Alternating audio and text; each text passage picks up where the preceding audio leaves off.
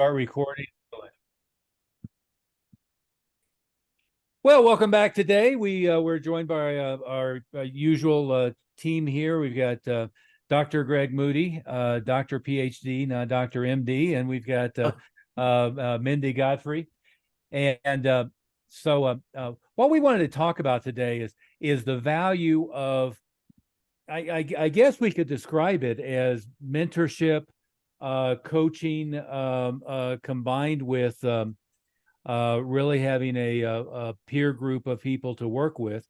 But the value of what we bring to the table with the high level advisors we work with, and one of the things to look at and focus on in your own development. And I might start it with this: is as you're developing your practice, as you're developing as a financial advisor, there's probably tiers of developmental material that you need to go through. I mean, at the most basic level, whether it's older sales material, I'm gonna put Zig Ziglar and Brian Tracy and Tom Hopkins and so forth. I mean, that's not super old, but more mature sales material or more recent sales material, Grant Cardone or whoever the current high level sales types are. You want to go from kind of general material to more specific. So you want to move from, I need to learn how to handle objections, and I need to learn how to, move the sale forward and control the conversation and so forth, to I need to learn very specific things about my industry, the type of things that my prospects are going to say, the types of things that they're thinking. So general to specific. And the second thing I need to do is I need to have mentors who have been there, done that, but also can look outside of the narrow box of the industry. Our friend mentor Dan Kennedy calls it incest. Is everybody marketing incest? Everybody looks around at what the other narrow niche people are doing in their industry and do the same thing, and therefore everybody ends up looking the same, saying the same thing, behaving the same. And we've worked across multiple industries, but I've never seen it as bad as it is among financial advisors, maybe CPAs or lawyers, but it's really bad. I'm no worse or no better than anybody else. But let's talk about that, Greg. We were talking before we got started on some of the principles and ideas, and of course we just got off a meeting with 25 of our clients, I think, more or less, and we were having this conversation with them. But pick up from there. Well, one of the things that I think happens in the industry is there's a disconnect between what your broker dealer wants and what the all the companies want and what you need as an individual and you're building your practice. There's really two different things. And what we're always going to be focused on is what's going to be best for your bottom line, what's going to be best to create more clients for you, and going to have more positive, good quality clients you like to work with, ones that are going to be joy to your soul, ones that are going to be ones that you love working with. And that's our focus and mission. And anybody that's worked in the industry long enough doesn't hear that kind of language from their companies that they work with. And why is that? Well, there's a lot of reasons, but a lot of times those companies aren't focused on those issues. They want to make sure they're worried about compliance. They're worried about making sure that their funds are operating right. They're making sure that the operation of their business is correct. They want to have a lot of new advisors come in. Well, them having a lot of new advisors come in doesn't really do you any good as an individual advisor. So their goal isn't to have a small group of individual investment advisors that all are thriving massively. It's just as worthwhile to them to have more and more and more and more of them. And it doesn't matter to them if each of the individual advisors is thriving. And I don't think that we're saying that any of the companies that you work with have a bad intention. It's just a different priority than you have. And our priority is always going to be that you individually thrive in your business. Yeah. Well, and I could relate two different conversations, but let's start with the bigger picture. If you have a little a mastermind group that you're engaged in, of other people who have been trained exactly the same way you have been trained, who are doing the exact same things that you're doing, who may or may not have had more success than you've had, who are, part of, whether it's captive or independent, a supplier, but part of the same organization network, and so forth as you are. That's not really a getting fresh ideas and new ideas, because what you see is everybody's regurgitating the exact same company line, the exact same ideas, the exact same things. What you need is you need something from an outside force, which is what we're good at, having worked across all the different companies, across multiple industries, but within the financial services, financial advisors, people who are working with LPL or Northwestern Mutual or Merrill Lynch or Schwab, anybody in between. But I was having a conversation with very high level advisor, and and his mentor, who's a top 1/10 of 1% guy. And it was an interesting conversation, because the guy said, well, that's the blank way, and he was referring to the company they're both part of. And I was thinking, well, basically what he was saying is the only way we get new business is referrals.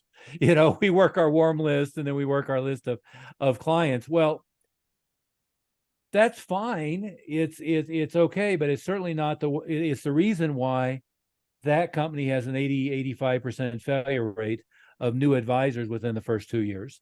Most of the new advisor failure rates probably more like 95%, but they have a huge failure rate because go work my warm list and then get some clients and then keep working them is not a way, one, for fast growth, and two, unless you're already surrounded with people who look and feel and act like what you really want your ideal clients to be. You probably don't know a whole bunch of your ideal clients, right? So these guys go round up a bunch of people who are family friends, or they go round up the frat buddies, or they have a circle that they're working with.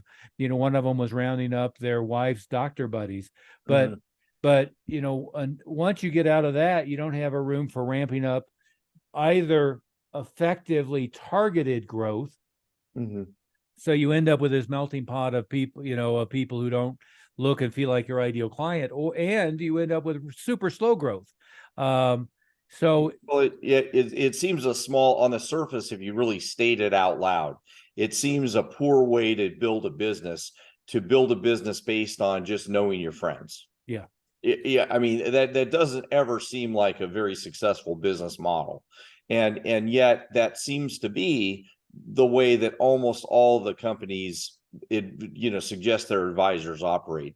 Go out and talk to your friends, and you'd scoff if we told you that was the same strategy that vacuum cleaner salesmen used in the 60s and 70s. They'd say, go out and talk to your friends, and once you ran out of friends, there's no more vacuums to sell. And yet that's essentially the strategy that a lot of these companies are using.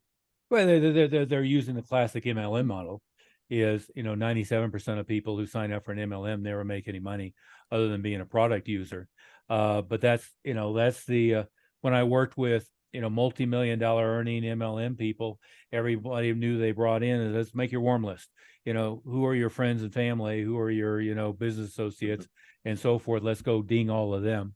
And of course, their mission, and by the way, a lot of the big companies is the same thing, is let's go get 30 new clients for somebody else before you're building your own book of business. And they do that because 90% of the people they bring in fail. So they get fresh meat to build their book. Yeah. Not bad if you can do it, but if you're a established advisor, one is you need a bunch of systems to support that, even that usually isn't taught. I was at a mastermind meeting, as you know, in beautiful Marco Island, Florida. Although the weather down there while I was there, I would have thought it was a hurricane. There was standing water on the roads, and I had rented the little Mustang convertible, which it was more like It was the wrong choice. it was the wrong choice. Yeah, it was floating on the water. But that meeting had my friend Dan Caprell. We did a podcast with him and a number of other financial advisors.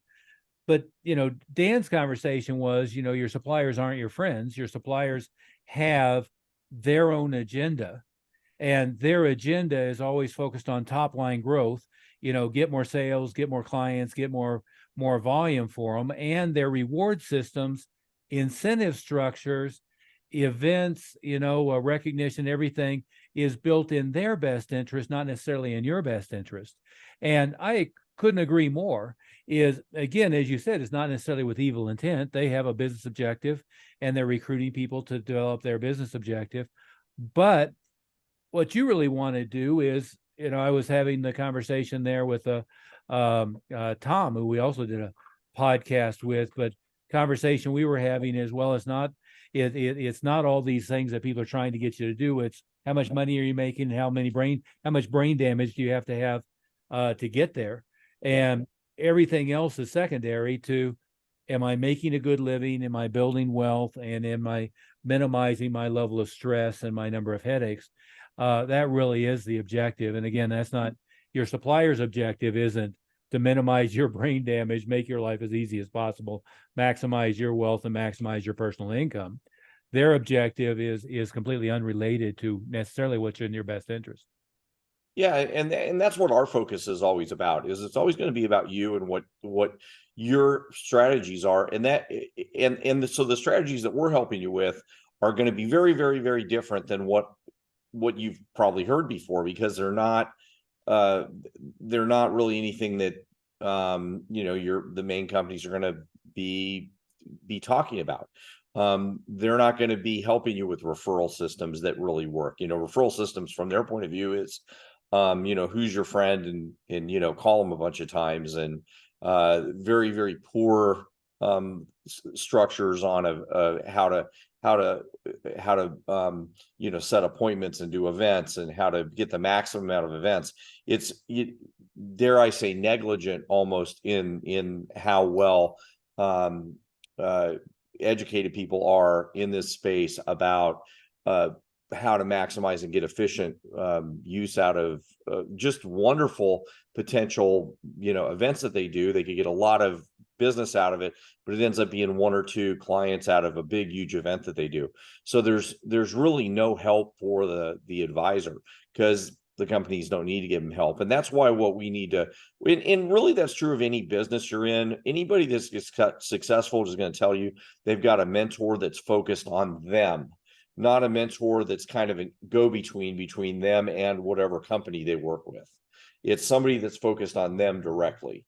And that's what, we've been doing that for many years. And I think that's what's helped, us in our business, but also how we help our guys. You're muted there. Whoops. Yeah. It's not the first time. Yeah. But you mentioned some of the myths of kind of the industry.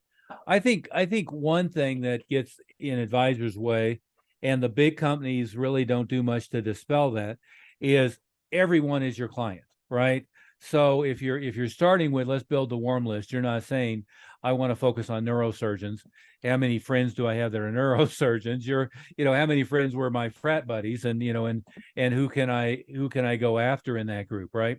And so one is, the mythology is that I should be all things to all people, rather than having a very narrowly focused target audience that I can go after. And again, that doesn't mean you have to exclude other people. If you have friends, associates, relatives that you can help, great. But you're much better off to become the person for a niche and be perceived as the best person for that person in a narrow niche, and then broaden out the geography. I think that's the second thing that the big companies have a tendency to place false expectations is, we were talking to somebody with Edward Jones, and of course they're doing, retail offices, and his thought was, my territory is this, area surrounding my office. It's like, well, no, you can be licensed and legal and capable of servicing anybody in this case, the United States. So why don't you more narrowly focus and target and then serve people in a broader, and you can also, serve people geographically. You can have sales where people come to your office. You could have sales where, groups of people fly in and come to your office, and you can have sales where it's all done on Zoom. All of the above is an appropriate strategy. But that's the other thing, is the companies have a tendency to broaden people's focus, thinking they should be targeting everybody. Number two, put the mythology of it's got to be a 5-mile radius around your office, which is a bad idea. I think the third thing that they do, and I understand why some of the companies put handcuffs on, especially the captive advisors, on online and what they can do and so forth. They have massive compliance headaches and massive regulatory environments, but independent advisors certainly shouldn't be taking a templated website that's been replicated for 100 other people and using that. And captive advisors should be utilizing all the tools they're given to the maximum, and then expanding their radius of what they can do in such a way that it maintains the legalities and the compliance. And nobody wants to get spanked by their company or their compliance officer, but there's so much more that they can do. And we see all kinds of examples of, within a big company, here's advisors who are doing all the different things that we're advising them to do, or most of the things we're advising them to do, but the rank and file advisor has never been told that that's something that they're allowed to do. All they've been given is a very narrow set of tools, and then they look around their office, and that's not a good example. They look around other people within their city, and they're not getting a good example, so they're missing out on lots of opportunity. Well, I think it creates a fear environment that, oh, well, here's something I could do, but it's keeping me from even trying to think outside the box, because you have this perception that if I do anything like that, well, it's not going to be compliant, so I'm not going to try. That's not going to be compliant, I'm not going to try. Instead of, well, let's try that. Some of the advisors we work with have written books so that they become an expert in a certain niche, and it's not that hard to get that through compliance and get approval for those kind of things. And it's not that hard to be, in the bigger sense, be compliant with FINRA or in the rules that your compliance person is going to be okay with. The actual rules that need to be concerned, that the companies need to be concerned about, are not that hard to be compliant with. But people get paranoid, so that paranoia pervades all this stuff that you would otherwise have lots of opportunities for marketing and good materials and resources that you could use. So it keeps people from doing stuff. The other thing that I was thinking about as you were talking is this idea of broadening the scope. It makes sense that a big company, let's say it's Northwest Mutual or Edward Jones, they want to have they're going to be everything to everybody because they're such a large company. And you, as an individual advisor, if you adopt that kind of idea, what that really means is you're not an expert on anything. Sure, you can do, you may have licensures and all kinds of different things, and that means you can help a lot of different people. But how does that make you any different from the guy in the next cubicle down the way, or in your office, or down the road a little bit, or the guy that's in the office with a competitor? It doesn't really make you any different and distinguishes you at all. And so, as you were mentioning and getting to before, in this industry, everybody just looks exactly the same. They look exactly identical. From the average consumer point of view, they're, number one, why should I even have an advisor? I can just go get my own mutual funds, right? I mean, why do I even need an advisor? And then if I do need an advisor, if I feel like that's important, why do I need you? And that's a question that you should be able to answer. And I think anybody listening, do you really have a good answer for that? And the best way to do that, as we've been talking about, is be the expert in a niche. That's the easiest, simplest way to answer. That doesn't mean that you have to have some kind of really exotic investment strategy for somebody. Let's say you want to be the expert for chiropractors, for example, or you want to be the expert for somebody. You just need to know something about that group. You don't have to be an ex chiropractor or an ex neurosurgeon or anything like that. You just have to be familiar with the group so that you can help them a little bit better. Being an expert just means you know a little bit more than everybody else. It doesn't mean you went to 20 years of school about that subject. But yet in this business, it gets very confusing and the consumers don't know any different. What do we say, Stephen? The how many different certifications there are? There's what? I don't know. I I took the lost. labor of counting them. My 86 or 70 or 90. I mean, there's the innumerable. And I got to tell you, nobody knows what any of them means, Right. And other some of than them other are advisors. ridiculous. Yeah, they're ridiculous. They're like very short, and then you get a label behind your name. And so therefore they're useless. And how does anybody know the useless ones versus some of you guys have, really difficult ones to get that are really substantial. But if there's useless ones that look the same, then they're meaningless. They don't mean they're not important. Well, and I don't know. It's plus or minus 100,000 CFPs, Mhm. in the United States. That's so many that it doesn't mean a lot, right? It's like, okay, I go to an accountant because they're a CPA. Well, okay, maybe that's a useful indicator of their certification, but it's not telling me this is the best guy for small to medium sized businesses. This is the best guy that deals with MDs, neurosurgeons. This is the best guy who deals with construction companies. I mean, it doesn't tell me any of that stuff, right? And it's the same with this niche. Is okay, CFP, great. Okay, that may be a nice certification to have, and it sets you apart if you did the 9-month course and you passed the test. But other than that, it's not compelling to me as for why I should work with you versus anybody else, compared to really getting the message across that what you do is what I do. I understand your industry. I understand your situation. I understand the reality of what you need to focus on and can help you with that. Right. So, maybe we should kind of pause there and walk through the process that we use working with firms and individual advisors.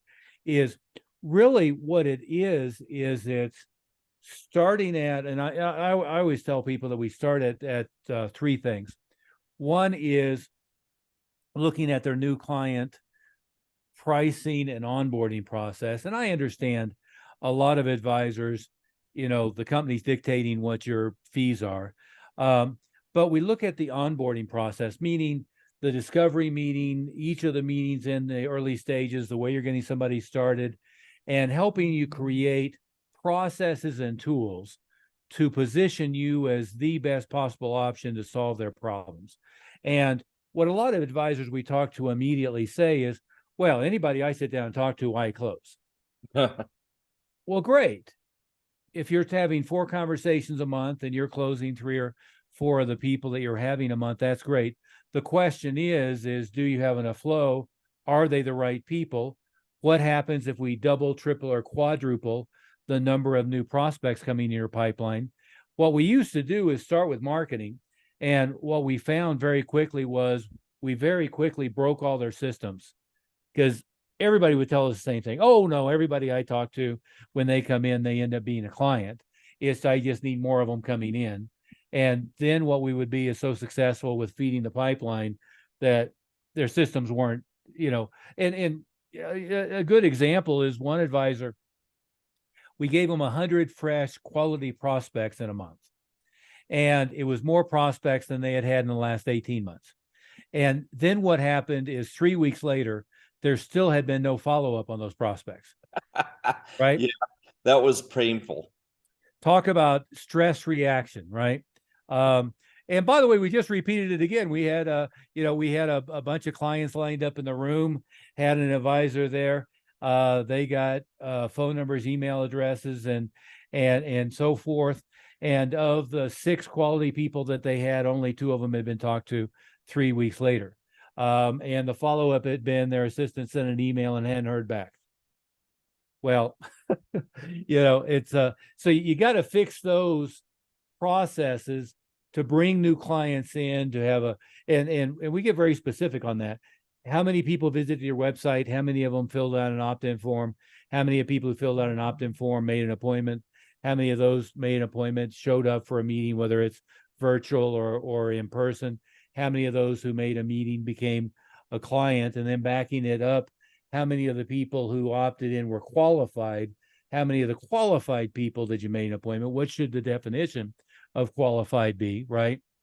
And then to back it up even further is by the various sources that we're getting prospects, what can we do to initiate them making an inbound call to you versus you having to make an outbound call and chase them down and so forth. So we get very specific and very focused on improving that. And there's any number of tools that we can do. There's having a book, there's having what the Kennedy crowd calls a shock and awe box, a box of materials that positions you as the experts, having a series of videos that you can share. There's also having tools where you get new prospects to follow you on your podcast, to have a copy of your book, to follow your YouTube channel, whatever it might be, so that they stay plugged in with what you do. But then what we do is our next step is always open the floodgates of quality and qualified prospects, and then to diagnose where the problems are along that process. Once you get where you can turn the knob and create as many new clients as you need at any time, and then you can turn the knob where you can target the right ones and disregard and ignore the ones that aren't the right ones. Then the next step is always staffing, client communications, building client referrals, and it's building an office structure and a work structure where you're not killing yourself by maintaining that. So sometimes that's farming out the back office operations. A lot of that, I don't think I've seen an advisor yet. You may correct me if I'm wrong. I don't think I've seen an advisor yet who's good at new staff development, new staff training, new staff supervision, and quality delegation. They seem to think they're going to hire somebody who's able to run on their own with no supervision whatsoever. I've seen advisors that think they are, but when we look at it, it's really horrible. They're horrible at it because they've got way too many staff members for the amount of workflow that they've got. And what we see a lot of is advisors that've got maybe a lot of clients, but a relatively low AUM per client, and or total AUM for the number of clients they've got, and yet they think they're working their rear off, and they don't need to be working as hard. And so kind of to the last point that you just said is fixing those problems can create a scenario where you're not working as hard for the same amount of volume that you're doing, and you can have a much better lifestyle in the end, so that you give better quality service, and all the different parameters of your business can work a lot better. Yeah. But yeah. And yeah, but I was going to add one more thing is that all those things go together, and there's a delusion with sales, for those of you who think, yeah, but I close everybody, I really don't have a sales problem. It's easy to say that when the closings are people that are the friends of your friends or the buddies that have all been pre-qualified before they got there. So be really careful to not discount what we're saying about and have that sales delusion that you think you're closing everybody and you're really good at that. Once we start getting you 10 times as many leads that are all good quality leads, but they just don't know you from the beginning, they aren't related to you, or they're related to your friends or related to your clients, it's going to be a different story. And we just need to help you with doing a better job communicating with them prior to getting there, when you get there, and making sure that when you talk to them that you do come across as the expert. You don't just look like one of everybody else. Yeah. And maybe to rephrase what you said, and then we'll have to wrap up, is a referred lead from a family member is going to have a different sales, outcome and process than a referred lead from a new client, which is going to be different from I'm running Facebook ads and I'm generating leads at a target audience, sorting them out whether they're qualified, and then putting them through a process as the other opposite extreme example. And there's a big difference between a suspect and a prospect, and there's a big difference between a qualified prospect and somebody who's just raised their hand. And we help you sort through all of that stuff. And again, that's where, as you want to scale, what you've got to do is get more volume and then have a system in place to sort that volume and to qualify that volume. And the mistake, I was talking about Marco Island a minute ago. The mistake that a lot of the advisors were in the room were doing is they were just meeting with anybody that came through their sales pipeline. And so about half the people that they were talking to weren't qualified, which is just a horrible way to spend your time. Mindy can clearly testify to how many unqualified people I want to talk to. It's zero, not three, zero, right? So we make them jump through a lot of hoops before they get there, and then and that's what we recommend for everybody. Mindy, you've been kind of quiet here, but we've got a wrap. I know we're bumping up on Greg's timeline, but anything to add before we wrap here quickly? No, other than I really appreciate how you guys have explained this today. I think it's really helpful for people to better understand what we do. And so when you see this, jump on our website at advisorwealthmastery.com or give us a call at 303-808-8719 because I'd love to talk to you. Absolutely. Greg, anything to add before we wrap up? No, I think this has been a really good summary of what people need to understand about where they're at and where we can get to. And I think it's a good hopefully good explanation of why they may have problems and why they feel stuck in the current environment you're in with the broker dealer or the company that you're with. It's not intended, they're not evil, but they aren't really looking out for your best interest because of the structure of the company they are. So that's where we come in, and we can help you get your business successful and you personally successful. Yeah. Well, in some cases, it's a little evil, Maybe that's true. I'm trying to be nice. If I'm going to put 95% of the people that I work on recruiting through a meat grinder that's pretty much designed for them to fail, that's probably not a great process. In any of my businesses, I wasn't hiring people and knowing they're going to fail. I was hiring people, showing them ways and providing for them lead volume and quality training and so forth. So there's a little bit of that too. On that note, we'll call it a day. Thank you very much, and we'll follow up soon.